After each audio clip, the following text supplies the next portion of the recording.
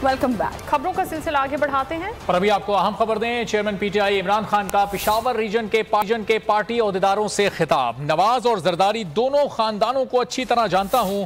पाकिस्तान का कर्जा 4 गुना बढ़ चुका है। 2018 में जितना पैसा टैक्स से इकट्ठा किया गया, आधा कर्जों की किस्त में चला गया। इमरान खान ने मजीद कहा कि कैसे लोगों की खिदमत करते हैं, सड़कें बनाते, स्कूल बनाते। 20 से 25 करोड़ हमारे लोगों को हुकूमत गिराने के लिए दिए गए। उन्होंने हमारी हुकूमत का महंगाई का कहकर गिराई। ये महंगाई कम करने और ना ही मरने आए थे, बल्कि ये अपने केसेस खत्म करने आए थे।